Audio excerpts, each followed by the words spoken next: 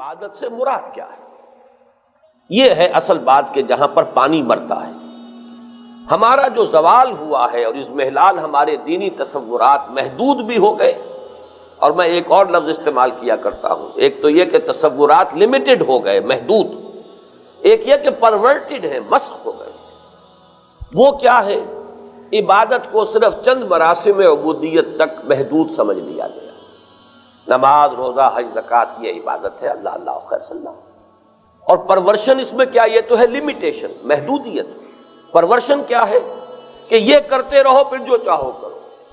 اگر نماز تم نے پڑھ لی ہے، روزہ تم نے رکھ لیا ہے، اور تم نے زکوٰۃ دے دی ہے، تم نے حج کر لیا ہے، تو بس باقی زندگی میں معذرتیں ہیں، عذر ہیں، بہانے ہیں، طرح طرح کی جو ہیں انسان نے اپنے لیے تعویلات اور اپنے لیے ریشنلائزیشنز جو ہیں اختیار کر لی ہیں۔ یہ پرورشن کہلائے کہ انسان عبادت کے اندر، نماز میں تو بہت ہی سنجیدہ ہے، بہت ہی اس کے بارے میں سیریس ہے۔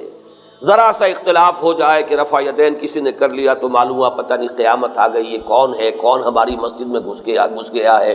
نماز کے بارے میں اتنے سینسٹیو، باقی سود خوری بھی ہو رہی ہے اور ہر طرح کا حرام کاروبار بھی چل رہا ہے، اور وہاں کوئی فکر نہیں انسان کو کہ یہ میں کیا کر رہا ہوں۔ یہ پرورشن ہے۔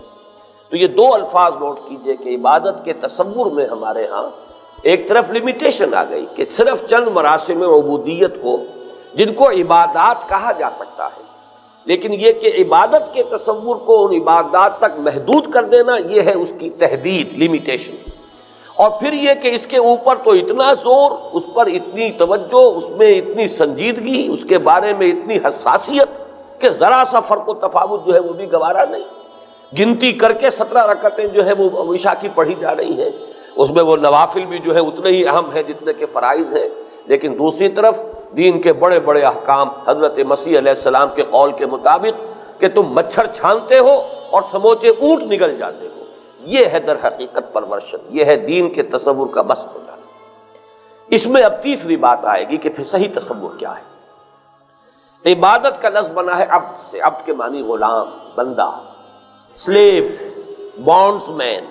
یہ جو الفاظ انگریزی کے ہیں میں چاہتا ہوں کہ اچھی طرح ان کے حوالے سے سمجھیں۔ بانڈز مین، سلیو، عبد، غلام، یہ در حقیقت ہم تن کسی کی ملکیت اپنے آپ کو سمجھنا، ملکیت، اور اس کے ہر حکم کو اپنے لیے واجب الاطاعت سمجھنا، اور یہ ہم تن ہو، ہم وقت ہو۔ ملازم کے تصور کو ذہن سے نکال دیجئے، وہ آپ کی اطاعت کرے گا چند گھنٹے، 8 گھنٹے کام کیا، آپ جو کام کروائیں گے وہ کر لے گا، لیکن اس میں بھی یہ ہے کہ آپ نے رکھا ہے اگر اس کو کھانا پکانے کے لیے تو اس سے آپ اپنا کموڈ صاف نہیں کرا سکتے، وہ صاف کہہ دے گا کہ جناب میری ملازمت اس کام کے لیے، اس کام کے لیے نہیں ہے۔ لیکن غلام جو ہے اس کا یہ تصور نہیں، وہ کسی شے کو نہ نہیں کر سکتا، وہ تو مملوک ہے، وہ ملکیت ہے، وہ تو گویا کہ ہر حکم جو ہے اس کے لیے واجب الاذعان، واجب الاطاعت ہے۔ تو غلامی کے اس تصور کو سامنے رکھیے، عبد، اور عبادت کے معنی ہوں گے بندگی، غلامی۔ تو ابھی میں نے شعر بھی آپ کو سنایا، زندگی آمد برائے بندگی، زندگی بے بندگی شرمندگی۔ البتہ یہ کہ اس میں ایک چیز کا اور اضافہ ہے، الحمدللہ کہ یہ تصور اس زمانے میں بعض مفکرین اور جو بھی دین کے خادم ہیں ان کی مساعی کے نتیجے میں یہ تصور تو اب عام ہو گیا ہے، چاہے لوگ عملاً اختیار نہ کریں، لیکن کافی بڑی تعداد اب ہمارے ہاں ایسے لوگوں کی ہے، مڈل کلاس کے لوگ، پڑھے لکھے لوگ، جو یہ سمجھتے ہیں کہ عبادت کے معنی صرف یہ مراسم عبودیت نہیں ہے بلکہ پوری زندگی میں اطاعت ہے۔ لیکن اس کے ساتھ ایک اور شے ہے کہ جو اپنی اہمیت کے اعتبار سے اس سے بھی زائد ہے، وہ یہ ہے کہ یہ اطاعت اللہ کی محبت کے جذبے سے سرشار ہو کر کی جا رہی ہے۔ اگر وہ محبت کا ایلیمنٹ نہیں ہے، ایک مجبوری کی اطاعت ہے، تو بھی اطاعت کا حق تو ادا ہو گیا، اسے عبادت نہیں کہیں گے۔ اطاعت اور عبادت میں فرق یہی ہے کہ اطاعت تو مجبوراً بھی کرنی پڑ جاتی ہے، غلامی تو مسلط ہو جاتی ہے انسان پر، کسی کو خرید کر بھی، کسی کو ڈاکو جو ہے پکڑ کر اور بیچ دیتے تھے وہ غلام ہو جاتا تھا، وہ اس کی اختیاری غلامی نہیں تھی۔ انگریز نے ہم پر آ کر حکومت جمالی اپنی ہمیں شکستیں دی، اور یہ ہماری اختیاری نہیں تھی غلامی بلکہ جبری تھی۔ جبکہ اللہ کی وہ غلامی جو درکار ہے وہ یہ ہے کہ خود انسان کے اندر اللہ کی محبت کا جذبہ اتنا قوی ہو جائے کہ وہ خود اپنے آپ کو اللہ کے قدموں میں لا کر ڈال دے، بچھا دے۔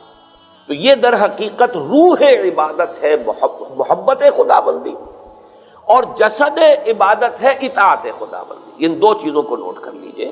جیسے ہمارا یہ جسم ہے اور اس میں روح ہے، یا روح کی جگہ جان اب یہاں لفظ استعمال کر لیجئے، جسم اور جان۔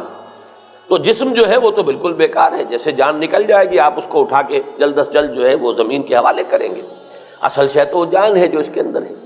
اسی طریقے سے لیکن یہ بھی آپ کو معلوم ہے کہ جان نظر نہیں آتی، نظر تو یہی جسم آتا ہے، 2 من کا 2.5 من کا وہ جسم جو ہے وہی نظر آئے گا، وہ جان بیچاری کتنے ماشے کی ہے کتنے رتی کی ہے پتہ ہی نہیں کسی کو۔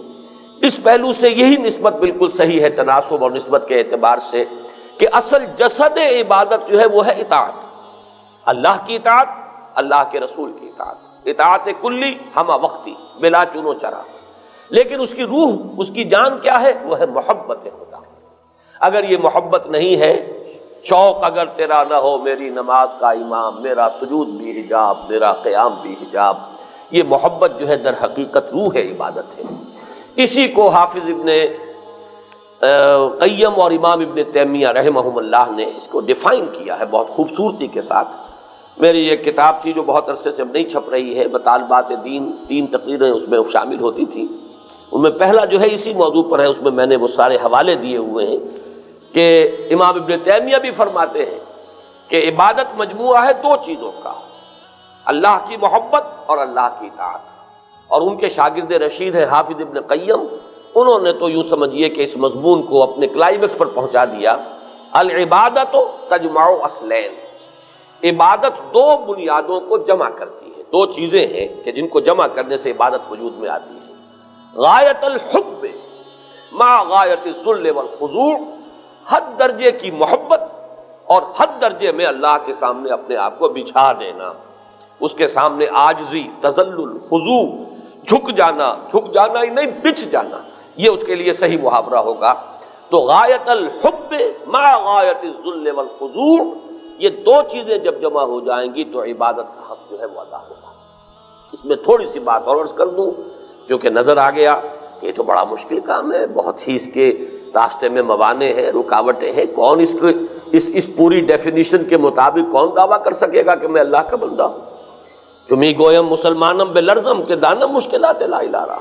تو اس کے لیے ذرا حوصلہ افزائی کے لیے عرض کر دوں کہ یہ اسی لیے قرآن مجید میں بڑی وضاحت کے ساتھ یہ بات بیان کی گئی ہے، جس شخص نے یہ طے کر لیا ہو کہ مجھے اللہ کا بندہ بن کر رہنا ہے، وہ اللہ ہی سے مدد طلب کرتا رہے، اس کی مدد اور توفیق کے بغیر اپنے اس ارادے پر پورا نہیں اتر سکے گا۔ یہی مضمون ہے سورہ فاتحہ کی مرکزی آیت کا، ایاک نعبد و ایاک نستعین۔ یہ جو دونوں چیزوں کا باہمی ربط ہے، اے رب ہم تیری ہی بندگی کرتے ہیں اور کریں گے، لیکن تجھ ہی سے مدد چاہتے ہیں اور چاہیں گے، تیری مدد کے بغیر، تیری استعانت، تیری اعانت کے بغیر، تیری توفیق اور تیسیر کے بغیر ہم یہ کام نہیں کر سکیں گے۔ مزید اس میں اور دلجوئی کی ہے اور اطمینان دلایا ہے۔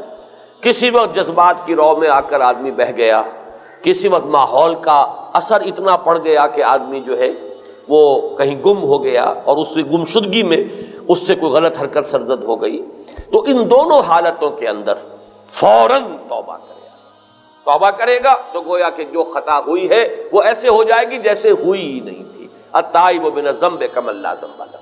ہاں ڈیرا لگا لو گے، اسی پر جم جاؤ گے، مستقل طور پر معصیت کو اختیار کر لو گے تو پھر یوں سمجھیے کہ جیسے دیمک چٹ کر جاتی ہے اندر ہی اندر چوکھٹ کو، اوپر ایک ونیئر رہ جاتا ہے، بس وہ اندر ہی اندر سب کچھ چٹ ہو جائے گا، چاہے اوپر سے آپ کو نظر آ رہا ہو کہ میرا دین بھی سالم ہے اور ایمان بھی سالم ہے، کچھ نہیں رہے گا اندر، اگر یہ کسی معصیت پر ڈیرا مستقل طور پر لگا دے۔